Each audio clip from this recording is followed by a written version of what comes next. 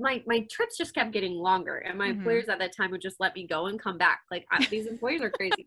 So, but they knew. See, I think what we don't realize when we look back in our journey is there's people that like know way before us.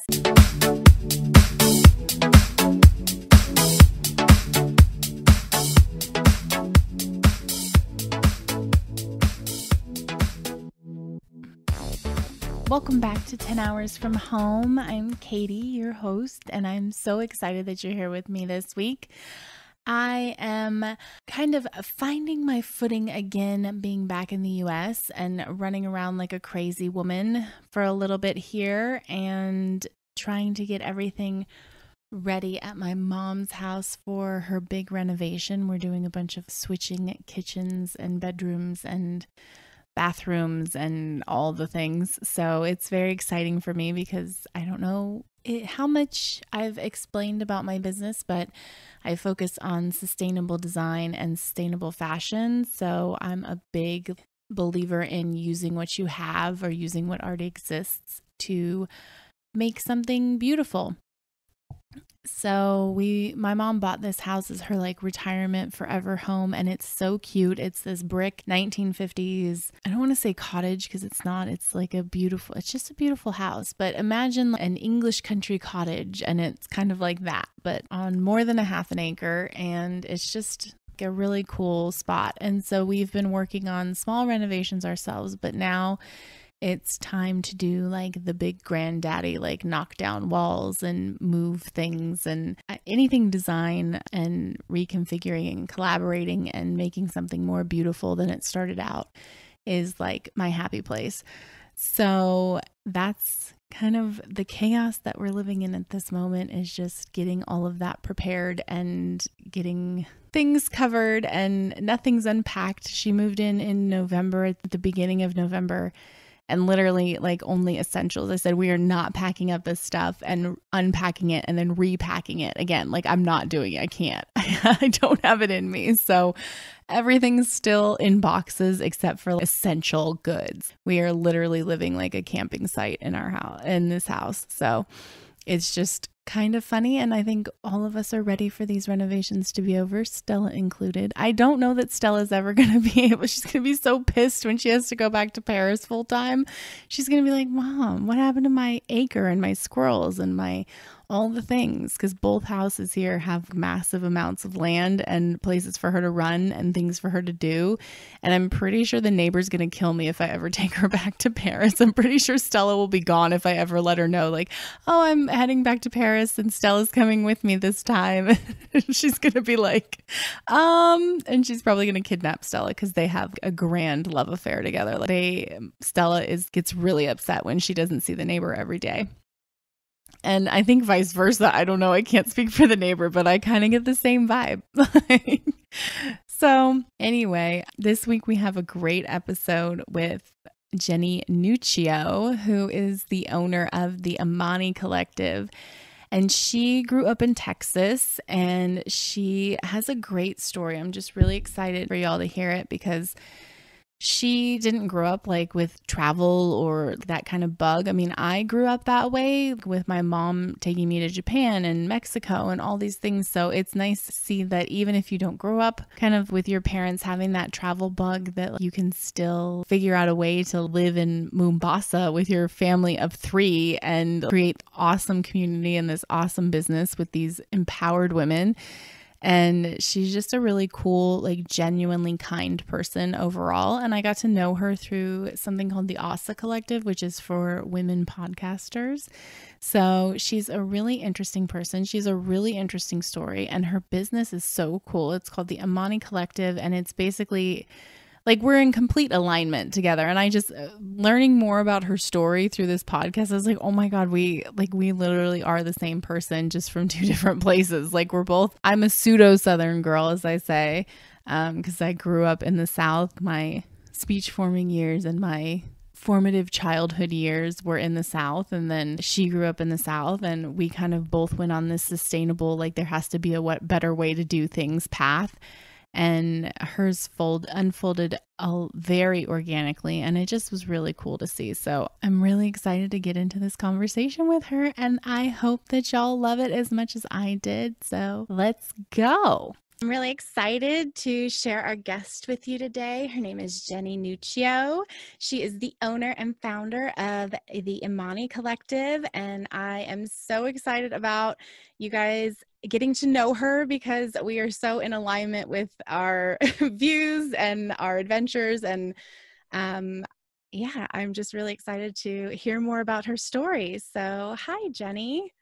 Hi, thanks for having me. I'm excited to be here. Thanks for, joining us. I'm so excited. And, full disclosure, we just recorded your podcast. So the Moxie podcast. So I'm excited to get to know your story since you already got to know a little bit of mine. So that being said, can you just tell us a little bit about yourself, what you do, who you are, where you're originally from, Yeah. and then where you're living now? Yeah, absolutely. So my name is Jenny Nunccio. As you guys heard, I am mainly known for being the founder of Imani Collective, which is a socioeconomic women empowerment program, and we make ethical lifestyle home goods. So I am working with over, I guess now we're 118, a little over 110 maybe, artisans in the east coast of Africa, in Kenya. And so that is my main focus.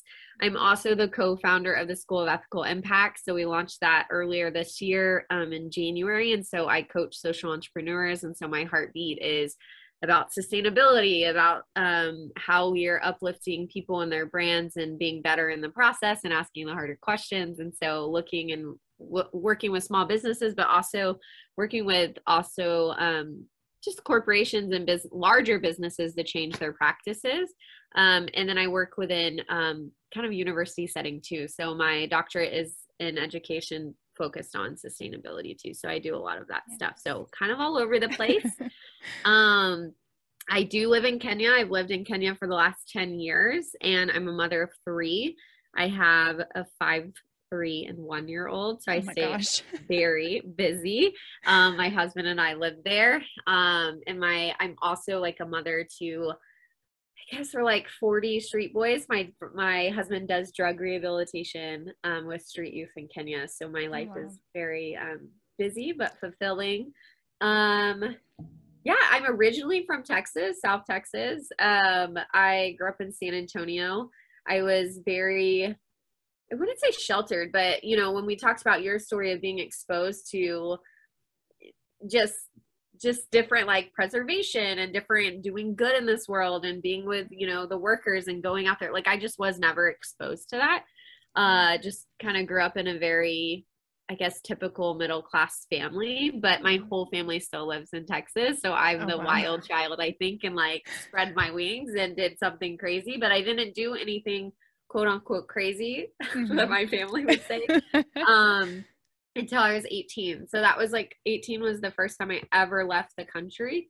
I barely traveled out of Texas before then. And then once I did that, it was I've gone many places, So it was you let me out of the cage, and then that's what happened. But yeah, so that's a little bit background about me and what I do. That's awesome. And where was that first place that you went? What was the draw?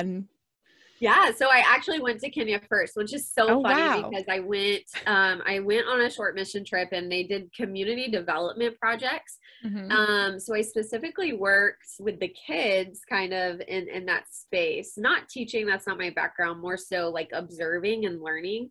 I always say that because I'm a firm believer of I don't know if you I've read When Helping Hurts or things like that. So going into with a mindset of just learning and growing and seeing that culture. But what was funny after that trip, I was okay, that's awesome. I went to Kenya, check off my list. I'm never going back. It wasn't I just I loved it, but it was I did that. Now I'm going to go to all these other places, which I did. But I just, every year I kept going back to Kenya because some of my core values is just connectivity and relationships. And I just loved I just loved building relationships there. And so just grew really close to that community I was working in and the women. And then that over those years, those 3 years, 3 or 4 years of just going back and just like hanging out with the families and developing a relationship, that's where Imani formed. It was from the love and desire to create an opportunity for these already amazing, beautifully empowered women just being like, here, let's do more, and let's figure this out together and building it together. So it started, just from forming those relationships and that trust, and then building that together. So that's so cool. Yeah, I know the first episode that I did, I said, like, here's the thing, like, there's two types of travelers, right? There's the traveler that like checks everything off their list. And then there's the other traveler who like, sits and like eats the couscous with the family. And I said, and both are fine and neither are wrong, but this is a podcast for the people who are the traveler who sit and eat the couscous with the family. Yes. That's who I am. And that's who, like, that's who I'm speaking to. And I love that, because it's so true. It's about, like, you can go to a bunch of different places, but for me, the value in it is meeting people and learning from them and understanding that just because it's different doesn't mean it's wrong. And I love that. So I love that. And like learning, I think there's a thing that besides just checking and say, oh, I put my feet on the ground here and then I left. Like, what did you learn? Like, and how did that shape your character? Because travel is this beautiful thing, but also being a resident and spending time in a place, that's where transformation happens. Because that's where, I think coming from the West, we don't value community and relationships. And then we wonder why we feel so isolated and alone and disconnected. And it's because we're not even sitting with each other and our neighbor. We don't even know our neighbors. And I'm like, come on, like, this is, it's just funny to me. So that's like part of who I am. So I feel so, I've spent a third of my life overseas. So I say I'm way more Kenyan than I am American now by so many levels, even to the bluntness of, so Kenyans are, in all my Kenyan friends and family, if you guys are listening, like Tanzanians will say that Kenyans are rude, because we just are, because like we just call people out. And when you add my Enneagram 8 to also being in Kenya, like, ooh, I can be very intense. And I will find myself like saying stuff with my family here in Texas that I would never say when I was like young, like younger, like, oh, why are you wearing that? And it coming out of my mouth, and being so blunt and being like, okay, we need to reel this back in. But I'm just so much more culturally, in depth with Kenya than I am. And so it's funny how it changes you and your perspectives, but that's the beauty. I think that's the beauty of really listening and immersing yourself. Absolutely. And I mean, from one Southern girl to another, I know it's literally the contrary to, like, being Southern is like, you never say the thing in front of someone unless it's like kindly hidden through, snarky kindness. Like, oh, bless your heart. Exactly. You know what that means. Exactly. So you were going to Kenya every year. When did you decide that was where you wanted to make home? Yeah.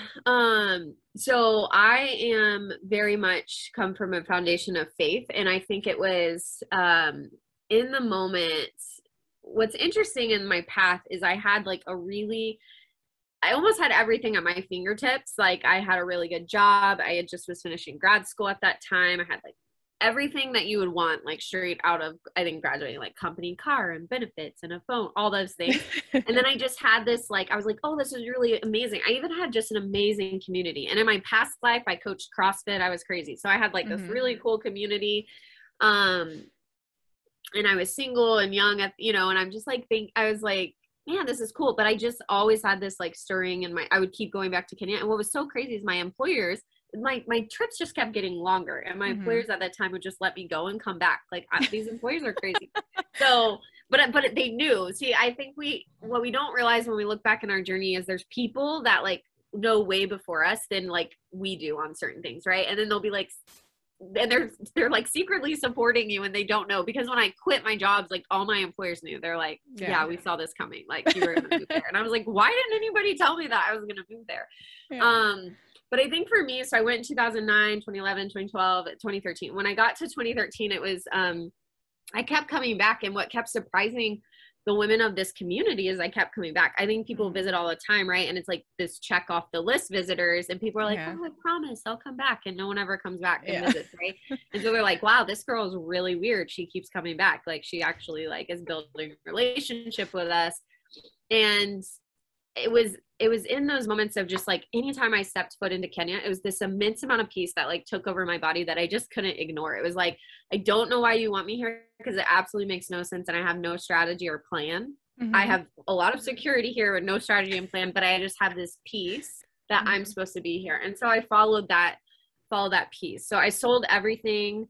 I sold my truck, which is like carnal sin. My dad still is like, what did you do? You know, like sold it all, left a box at my mom's house and moved, and with like an Osprey backpack and a couple of duffels, and moved actually straight out to the village, which was even more crazy because, you know, it wasn't like I was moving to the city, which I could have, but of course I went all in to be in the community. So it was like, no running water, no electricity, like, oh, yeah, now I have to figure out how to wash my clothes, which by far I'm terrible at, and my hands always bled, and it was like very oh my gosh. But all that to say, I mean, that's when I decided, is like, I want to be a part of this community. There's something here. And then it was like this spark in the women's eyes when I was like, hey, like I don't know what we can do, but maybe we can start with sewing and create something. Because Imani Collective is a leading ethical impact brand in home decor.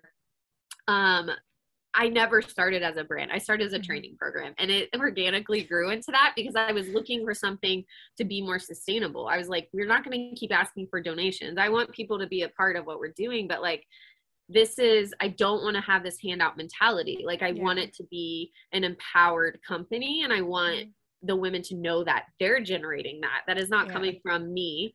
Right. Like, and I didn't want that. I didn't want to be the forefront of that. And I wanted them to be driving it. And so that's where we started asking those questions, that changed over the years. And so we rebranded in 2017 to what we are now. And the past 5 years have been a whirlwind and amazing. But I would say listening to that still small voice and being like, there's something here. I think I could have had a beautiful life, like staying in Texas. I think God would have really honored that too. I just think there would always been this missing piece of unfulfillment. So really paying attention to that piece within, and going against what everybody else is saying. Like my family literally, they didn't disown me, but they thought I was absolutely nuts. Like I moved to the village. I had no door. I don't think I hired this complete stranger to sit in front of like my little house, and it was just a mess. I look back and I'm like, oh, you really God had me, because I was like, no wonder people thought I was crazy, because I look back and I'm like, yes, young Jenny was so naive and crazy. But there's this beauty of bliss and naiveness when you have this extreme amount of courage and confidence. Because I look back and I'm like, what was I doing? But it was just, I had this courageousness beyond courageousness. But that's really what got us to where we are today. So I mean, you know, we're made all uniquely, and so I'm thankful for that.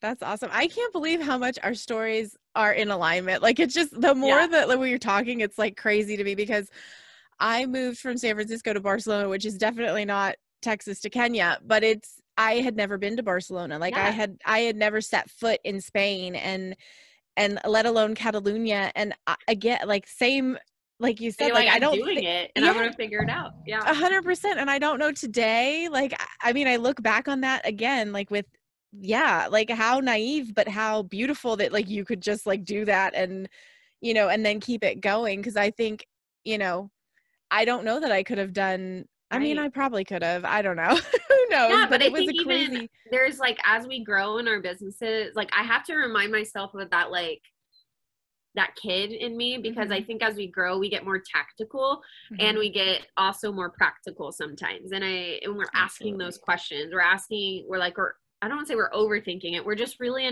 analyzing, okay, well now how are we growing? What are the steps we're doing? So there's this spontaneity that kind of gets sucked out of us as we get older. And so it's like, oh man, no, we were so spontaneous and we just did it. So it's like, I try to remember those feelings, because I'm like, no, I just need to take this risk, you know, and keep up with that. Yeah, absolutely. No, that's so true. And I totally resonate with what you said about like feeling at peace. That's how I feel when I put my feet in Morocco. The minute that I'm in Morocco, I'm just like, oh, this is where I'm meant to be. Like, it just feels right. So I totally get that. Yeah. What was your biggest fear about moving, like making this leap, and what was most exciting about it?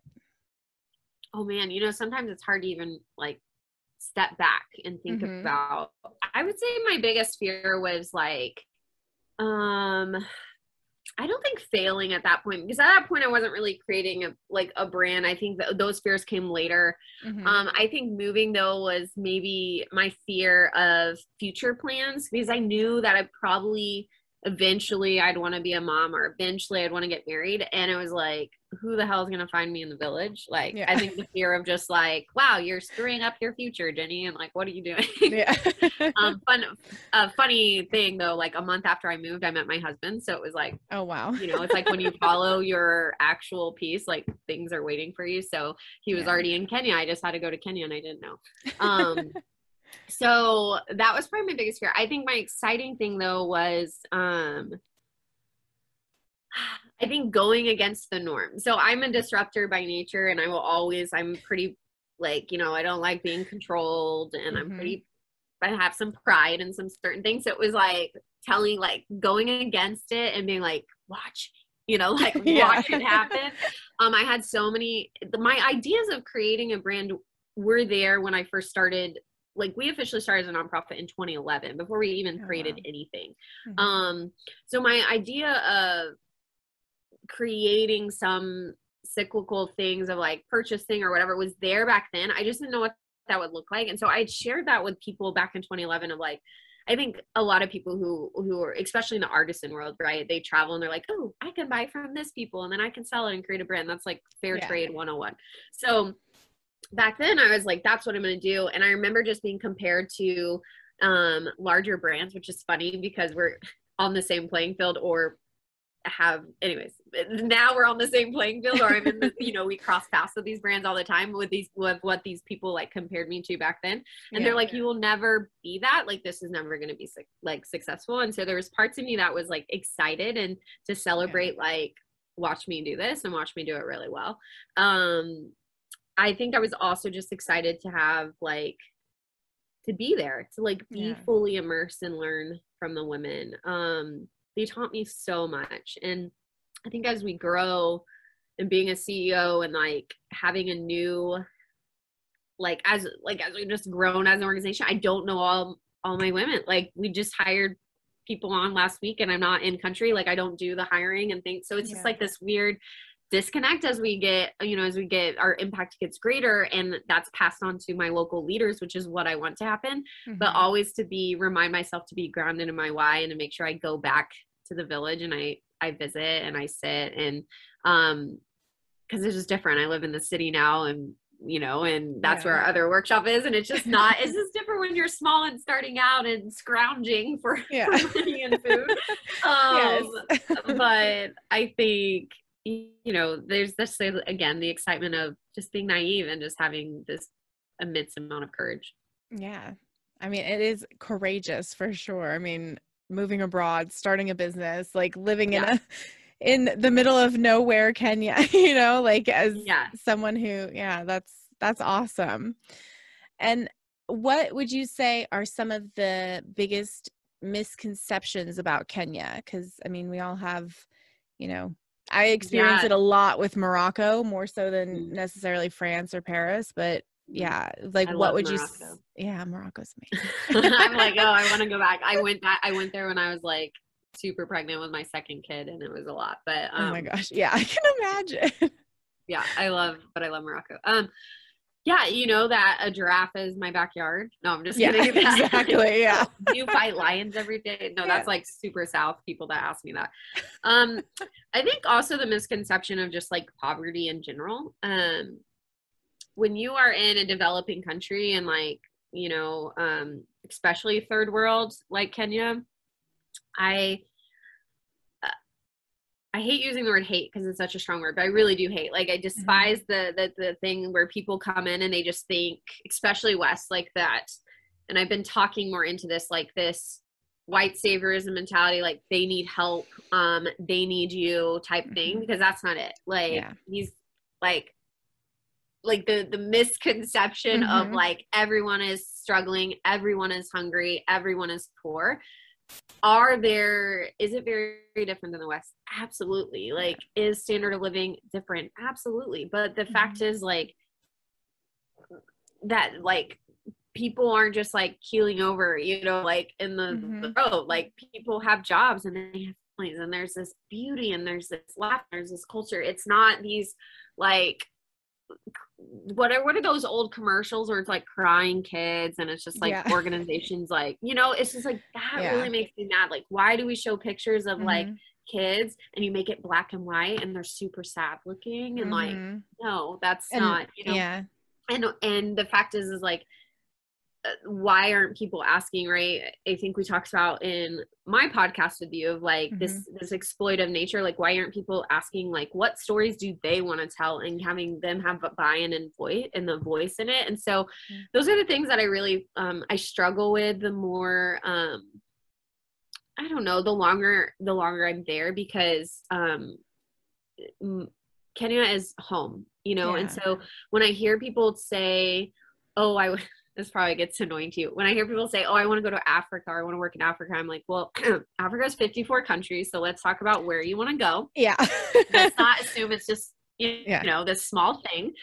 54 countries and so many cultures within those countries, and tribes and languages, and right. Like Kenya alone, which you can fit 3 Kenyas in this Texas, which my husband's from Alaska. So he'll explain that you can fit 2 Texases in Alaska. So whatever, if you know, Alaska's bigger. That's for him. But Kenya alone, right? Like the dynamic of nature and geographic, like we live on the coast. So Indian Ocean is my backyard, but it's like, then you go up and then you're in the savannah, and then you're in like, you go up north, and I work with the Turkana tribe, and you're in desert. So like, it's just so vast. And so I think where I just get frustrated is people assume that, that one from the West, they are needed and they don't look at like, well, no, how do you just uplift them? They are already capable and they're amazing. And so, just that misconception that people are suffering. Now I won't downplay that there is suffering, like, and that's all over the world. But the culture is so vibrant. And when you just look at it from a poverty mindset versus an abundance mindset, it's frustrating, right? So it's like, let's think more abundantly of like what's happening there, and respect and love and listen, versus just assuming. So I think that would be my biggest frustration. Yeah, no, I mean, that's amazing. And that totally resonates with me, because, you know, coming like after having lived in Morocco, like the comments about Islam and the comments about, you know, the culture, the Arab culture and all of those things, like I completely understand. So Mombasa, so I live in Mombasa, which is very much Islamic, and I live in the old city. So we actually are 20 feet away from like the oldest mosque and the first mosque. So like, that's our community and that's our people. And so coming from the South in Texas, and what people just assume of that people group is so disheartening to me. Like, let's talk about, like, I love bringing people on my podcast of different religions, and like, let's talk about people and our innate nature and who we are, and let's not define them by like extremists, right? Like, exactly. So it's such a topic that people will shy away from, because it's a hard topic. And yes, we want to be culturally sensitive and we want to be able to have those conversations, but some of my best friends are Muslim, and they're my best friends, and I love them. And there's this peace in that. And yes, there is different things that we believe and stand by, but that doesn't mean you can't live in unity and uplift one another and support one another. And so, so Mombasa is like, being a port city is very different than all of Kenya. So it's a melting pot. There's Arabs and it's all over. So it reminds me, when we visited Morocco, reminds me a lot of Morocco and the different areas, because it's such a melting pot of cultures, and it's so fun. But yeah, it brings up interesting feelings or conversations for people that are coming from this side of not having an open mind, that might be a little bit ignorant in it. And it's like, you might be raised different, but like, let's come together and actually like have open conversations, and let's learn from one another, you know? Exactly. Absolutely. I mean, it goes back to the, like, just because it's different doesn't mean it's wrong. Right. And, there's value in learning different ways of functioning in the world. Like when I come back Absolutely. to the US, I completely resonate with what you say about like, you feel more Kenyan than you do, American. And I agree. Like I spent a third of my life, the majority of my adult life in France and in Morocco. Mm, And I don't know how to move as an American in America anymore because I'm not. Like I've had these other right. cultures like infused into my blood at this point. And so, yeah, it's just, yeah, it's definitely frustrating to like hear these conversations being had and then you have actually lived in that culture and you're like, but wait, Mhm. like that's not the only part of the story. Yes, like it's the same in Morocco. Poverty exists. Like poverty, like you don't know it in the US and in the West exists, but also there's this richness and people take care of each other and, like the culture, it's just, so that absolutely resonates with what I've experienced too. So, um, kind of shifting gears, I mean, I want to talk about the Imani Collective and about working with all these amazing women and how you created this community in a country that isn't your own. I mean, obviously you've thrown yourself into, the culture and really like respected it and, like thrived in it. But how have you created this community for yourself? Yeah, I think that organically grew, right? I think when people Mm-hmm. come to me and they're like, I love getting this question. I want to start something very similar to you, and I'm just going to go over there for 6 weeks, and then I'm going to still live, in the States. Is there a way that can work? I'm like, yeah, it can work. But if Mm-hmm. you're going to build a culture that is inclusive and dignified and all that, it starts with a relationship. So if you're not Yeah. willing to build those relationships, those strong relationships, I'm not saying that you're not going to be successful. It's just going to be a lot harder road because, right, Mm-hmm. it's grounded in trust. And I think that's what's very unique about our story is Imani Collective it started as that training program. I started with 16 women, and it started 3 years before that, building the relationships of these women. And the year before we launched in 2013, in 2012, I was there for 3.5 months, and we had a group of interns with us. And for if any of those interns, they're now all my age, but any of those interns listening, like I had nothing planned. And then they like came and they're like with me for 3 months. And I'm like, oh my gosh, what are we supposed to do? I've learned so much since then. But we basically just, I think in an internship, people are wanting to do tasks and things. And all I Mm-hmm. wanted to do was build relationships. So some of our interns thought that was, I think, I'm assuming that they thought that was like kind of boring because I didn't have these like projects and we're going to build this and we're Mm-hmm. going to do that. Like some mission trips or internships are, right? It wasn't Yeah. project based. It was like, no, we're just building relationships. And so Yeah. we would, we'd go to the village and every day it was just like, we're just sitting there and eating every day and just Yeah. hanging out. Like that's what we were doing. That's what I did for 3 months. And so we decided to start kind of cooperative-esque, I guess, like that summer. And I basically was like, okay, I went to the village chiefs Mm-hmm.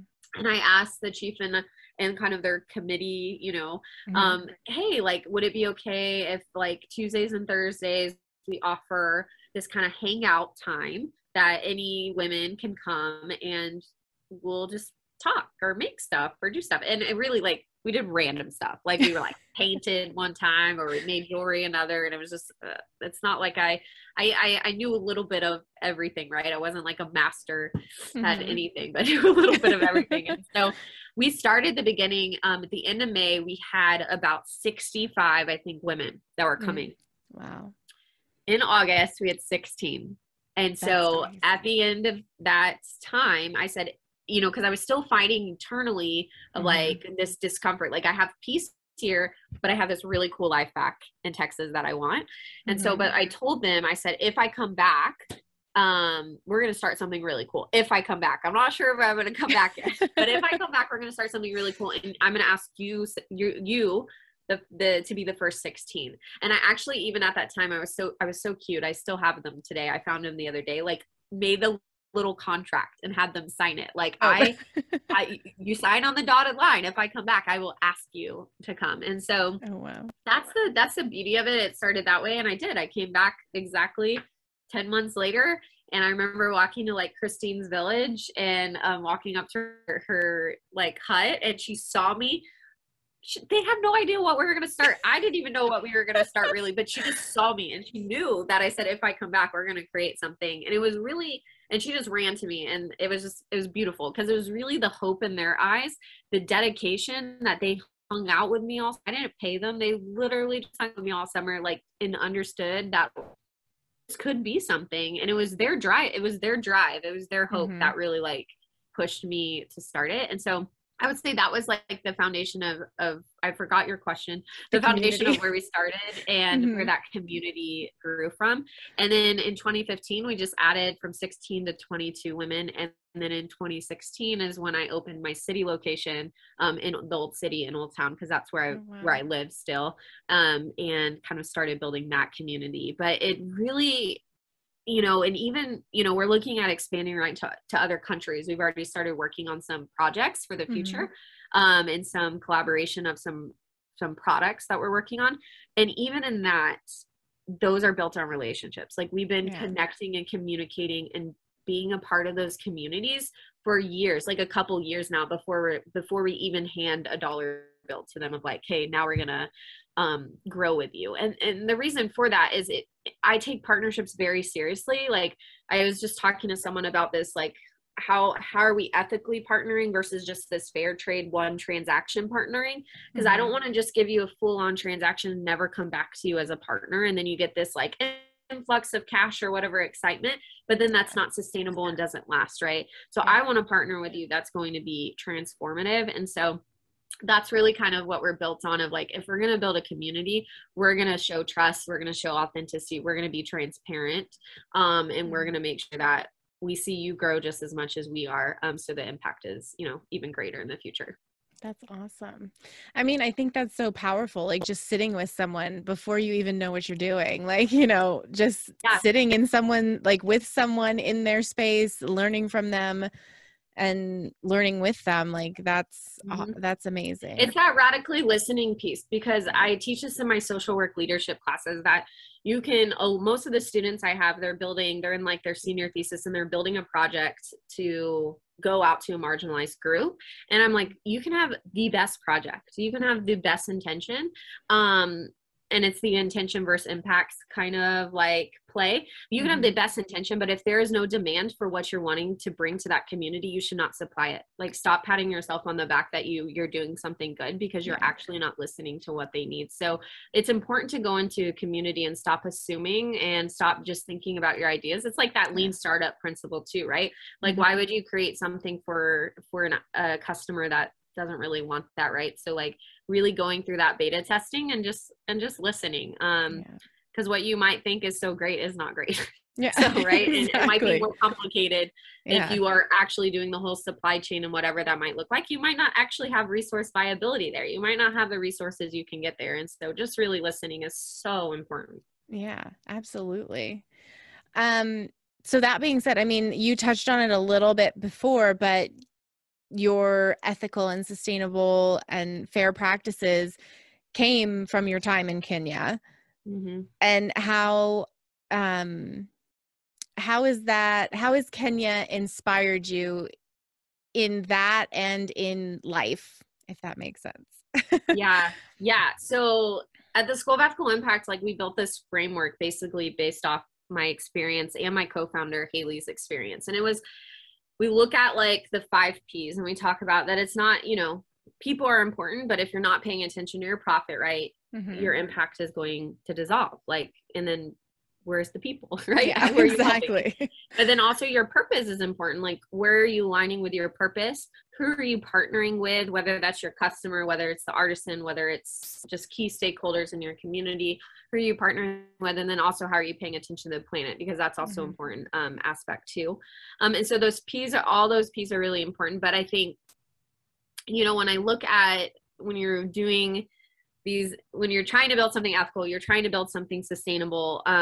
It was always inspired I always look back to like my times I wanted to close the door, right? So when we were invited to New York Now, that was one of our first big wholesale shows. I used to always like, I love that you're a designer because I'm not. And I hired a designer on our team in 2016 because I just like thought I like curated a line and like did all this stuff. Then I show up to New York and I'm like, oh shit, like I don't have my stuff together. This is really bad. And we got 4 orders in like 4 days and like no contacts, right? So I'm like, that's really bad. So, and at that time I had my first board. I had my 4-month-old son with me and I was just so exhausted. And so I just remember going through that. And that was like one of my moments of like really like being on the ground, crying, like we said, crying on the kitchen floor, just being there and being, what's next? Because I don't have the energy to do this. And then realizing I don't need to do this alone, and bringing on someone who has greater expertise and is now my partner in Imani Collective, Haley, and she is amazing. By the way, I have 2 partners at the school. Her name's Haley and Imani is Haley. Oh, that's too people. Funny. Very significant Haleys in my life. And so I think asking those questions in our, in our practices as well, because this is where it really happened in this New York Now show. What I realized is that we were very different. We weren't like a typical fair trade artisan brand because we were on the ground. We did build out the manufacturing and we were doing all of that. And I remember going around booth to booth and asking people this, and then actually not knowing their artisan, just being like, oh, I work with a cooperative. Oh, and me asking about their practices and being like, I think that cooperative does this, but not knowing. Yeah. And I was like, this is like, we should know, like you should know. And I knew that we were different because I knew all my women, I knew all their stories, I knew all my suppliers, I knew all of that. And I was like, how are we not being more transparent in that and being able to grow in that?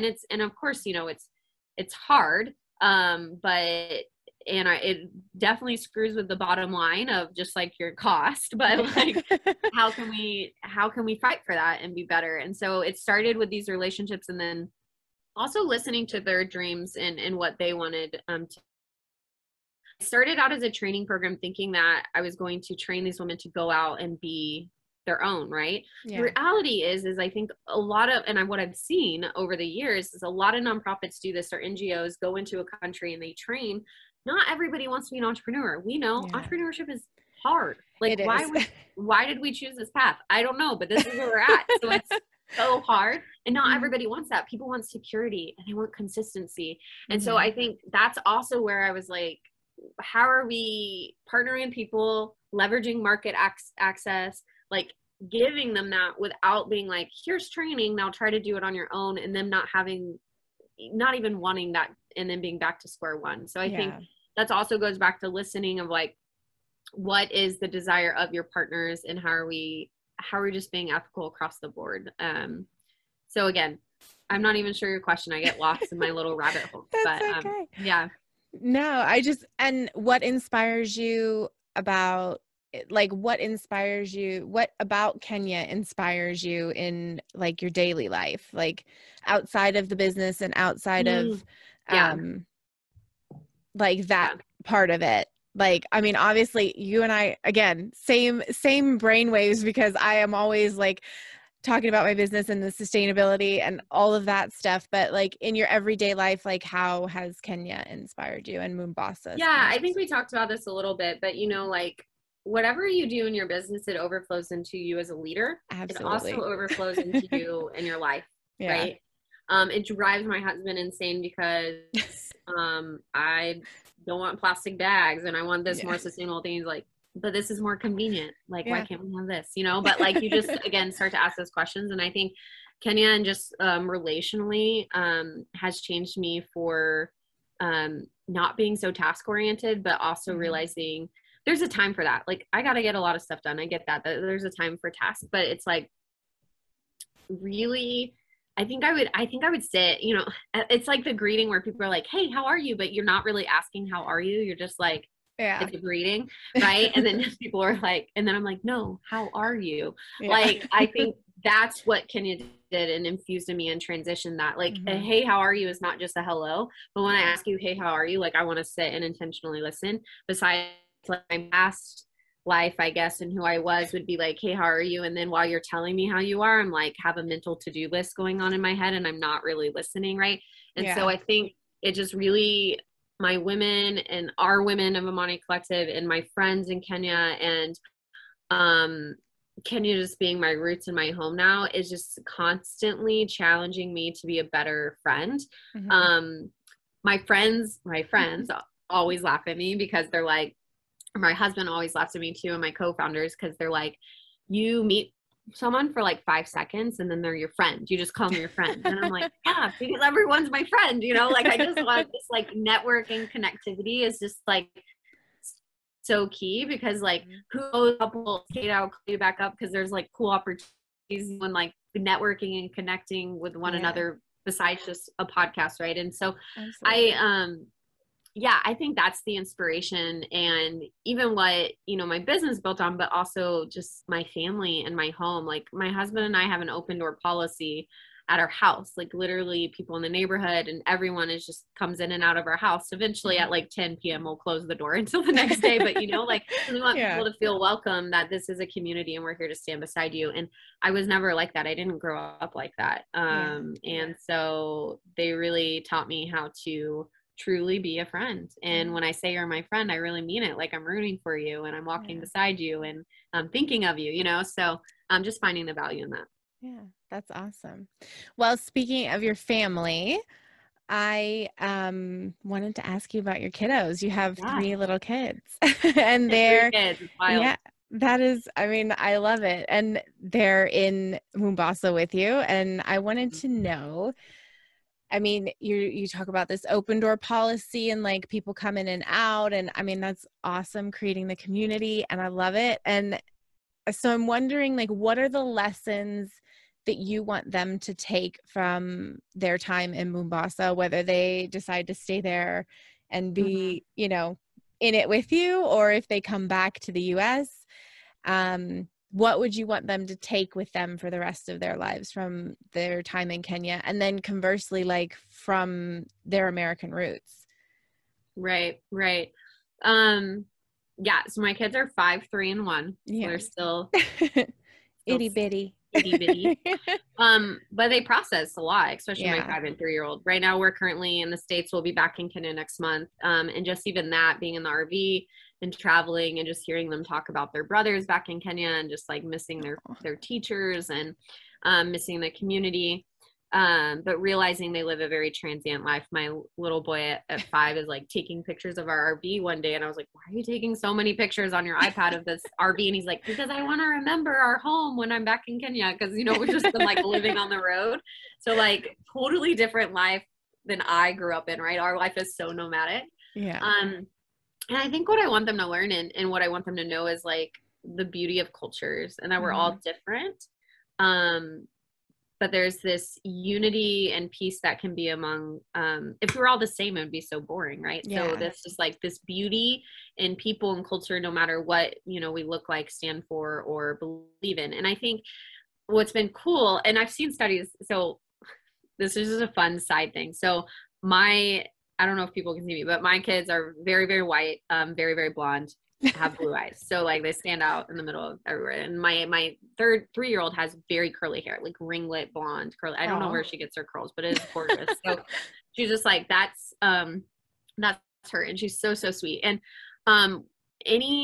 we've gotten her 3 different like baby dolls in the last probably like 5 or 6 months. Like one was like a mermaid, one was another, whatever. But I let her pick her baby doll, and every baby doll she goes to is very dark braids and dark skin, and she just loves them. Like those are her babies. And so I say that because to me that is beautiful. Like I have a very fair skin daughter who finds beauty in these baby dolls of people. Like that's her culture. That's what she grows up in. And so it already shows to me the acceptance of like that and what that looks like. And I know people, and especially in the West, have done studies like the opposite and like what that is, oppressive and all that, whatever that is. But for me, it's this like this open-mindedness of like that's where she knows it's home.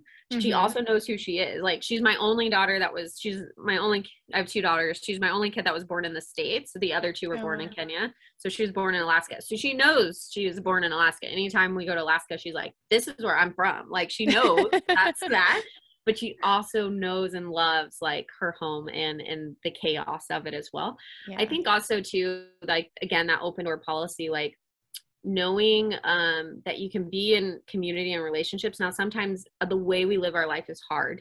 And I always want my kids to know that they can go have quiet time and step away and be away from chaos as well, and be confident in that as well. Like, that they don't, just because mom and dad choose to do life like this, like, I want them to also, you know, be very open and honest with what's overwhelming, what's, you know, the questions they have. And so just having this open dialogue.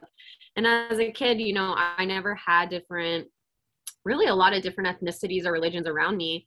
And so I find it really beautiful that they see the world as it is in this very dynamic world, and they get to navigate that younger. And I'm sure as they get older, there's going to be challenges in that. And I just pray I have the wisdom as a mom to answer those questions. But it's really cool to see just their acceptance of humanity, really, of people, and not this, you know, this just like judgment that I think when you go to some areas, people just don't know how to accept people. And I think even they've experienced that, like, people, they're so different as kids and so open. And so even as they've met kids along the way in our little trip that we've done, them having to navigate that they live in Kenya and people think they're weird, and like having to figure that out. But it's really cool to see them process it as a kid. That's amazing. That's so cool. And I love that they're so like in it with you guys and like aware. I mean, and it's, you know, that's so true. Like, kids they are so aware, like more aware than we have, you know, super resilient. They're super like, resilient. people are like, whoa, like they were going through all this transition. I'm like, yes, they are. And we're very aware of that. And like, we have that open dialogue with them, because it can be stressful. It can be overwhelming, and they're their own little beings. But to see just their spirit in that, and the love for the road already, and like what's up what's new and what's coming is just, I don't know, really fun, because I didn't really get that shot of like Wanderlust until I was 18. So I'm like, oh my gosh, you're like one and traveling. Like my 3-year-old has already been like 6 months. When she was born in Alaska, this 2018, in the 6 months of her life, she had already been to over 40 states. So like gives you perspective of our life. So she's well traveled, and they've been to many, many countries, you know, so it's just really cool for them to see that. Yeah, that's amazing. Well, my last question for you is kind of a question that I ask everybody, and it's, what advice would you give someone who's thinking about moving abroad? Like, what would you want to know? What would you have wanted to know before moving? And now that you have moved, like, what advice would you give? Yeah, just be yourself. I think we feel that we have to fit into a mold or that culture, when the reality is we bring, like, what is it, like green and like yellow and blue, you'll always be green, or whatever. Like, you will always be I should know color theory. I do not. But you know what I'm saying? You won't, like, you're coming from a different culture, so don't try to be that culture. But also know, like, I had someone give me advice when I moved to the village. It was terrible advice. They said, I don't know what you're trying to do, Jenny, like, why you're trying to move to the village. You will never be them. The reality is that's not me. Like, I'm not trying to be them. What I'm trying to do is build relationship and community on a different level. So don't try to be them, whatever culture you're moving into. Be yourself, but be open that you will be transformed into this new color and this new being, and to allow that to happen, because you are going to be tested and tried and questioned, and your values are going to change, but to be open to change, also know who you are and be confident in that, and then, you know, let those years shape you to be an even better version of yourself. So that would be my biggest advice. That's amazing. I think that's great advice. You know, I 100% agree with that. I think that, you know, there's no way you can leave living in a culture and be the same that you were going into that culture. So I love that. Yeah, and don't try to be, like they talk about reverse culture shock, and I think you go back and then you again try to fit it back into that culture. You have to understand people will never know what you went through. So also don't try to press that on them to be different. They are who they are, right? And so I think if we can respect the culture we're going into and respect the people that we're not bringing into that experience, but when we go back, understand that they don't experience what they didn't, and they will not experience what you did. And I think if you can do that and you can have that open mind of respect and love in both sides, one, that makes things less stressful for you. But two, that just gives you an appreciation for the world that's just different. Because again, you can't put people in, expect things of people or put them in boxes. You just worry about yourself and how you're being transformed, and people will notice. You don't have to use your words, but you impact people so much greater with your actions and how you love. And I think we need more of that. Absolutely. Well, thank you so much. I'm going to link all of the ways to find you and the Imani Collective and the school and everything, because I love all of what you do. So I will link that in the show notes, and we'll put a little way to contact you at the end here. But thank you so much for your time. I loved every second of this. I wish we had hours to just compare, share stories. We'll just have to meet up in Morocco. I'll just take a little side trip, and then we'll have coffee just in Morocco. No big deal. Then catch up. Yeah, absolutely. And I would love to come to Kenya. It's been on my list since I think I studied it in geography class. It was my country that was assigned to me when I was in 4th grade, and I've wanted to go literally ever since. So I just haven't You're welcome. Anytime. Anytime. Hot cup of chai and a pillow to rest your head. Come. Love it.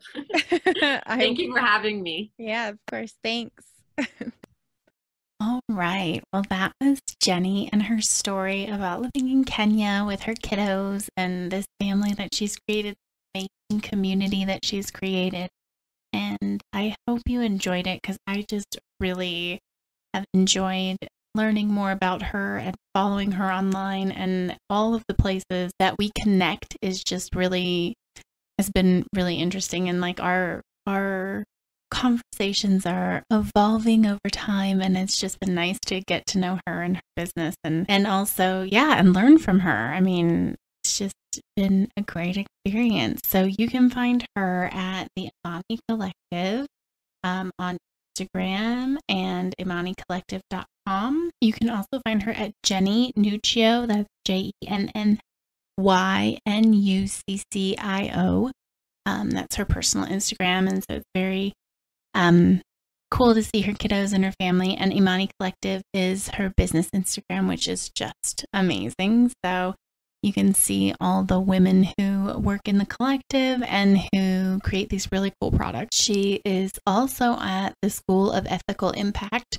That is where she teaches classes. As you heard, she is working on her thesis and doing all kinds of crazy things. So you can reach out to her on there if you're interested in learning more about that.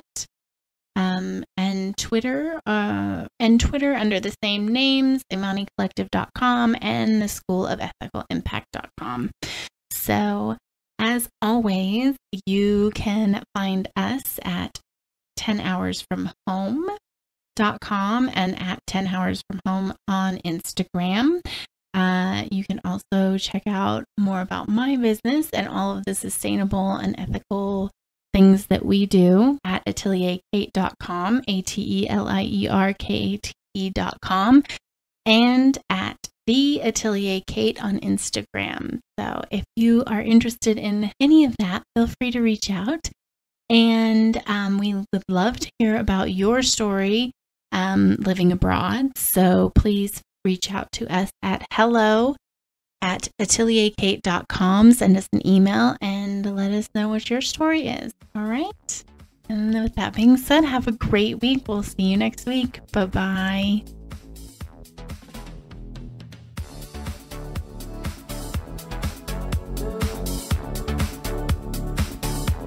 Again, thank you all for listening, and we'll talk to you next week.